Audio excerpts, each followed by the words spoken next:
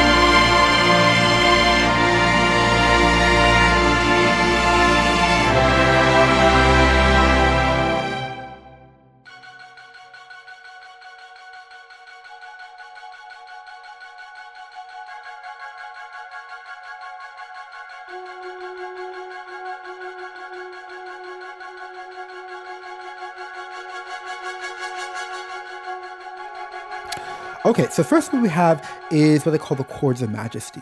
So we start off with the French horns, and then we bring in the trumpet, and we bring in the trombone, and we kind of rest. So we're in F major here, nice clean F major.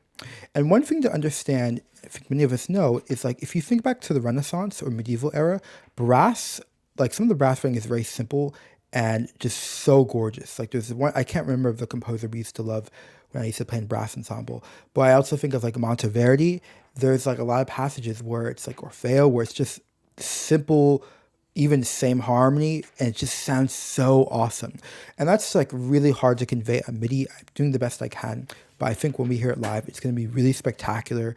And so see, part of the logic of this harmony is that we have a chord, we add another partial, right? We add above, okay, then we add below, and then we kind of arrive.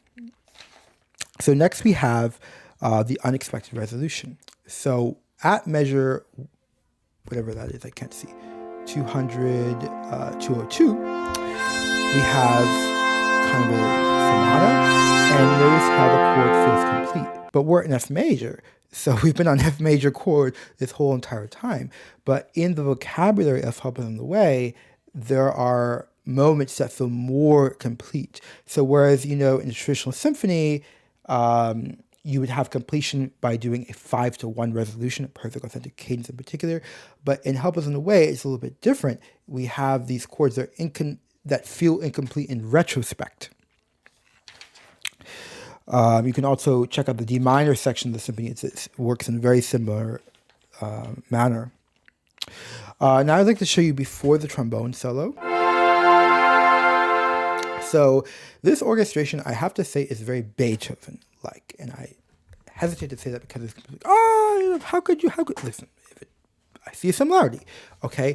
Because some of the beautiful parts of Beethoven, it's just really simple, and you have, and usually it's with him, it's the strings are the feature, and then you have these woodwinds that kind of enrich it, that just give more strength and volume, and that's exactly what we have here. We have the woodwinds just adding just more reinforcement, just giving a noble feeling here. Now I want to show you the trombone solo. And this solo is an anti-solo. And in fact, a lot of the solos in this symphony are anti-solos. Check out the tuba solo, it's awesome. They're not showing off anything. It's just really about sonority, right?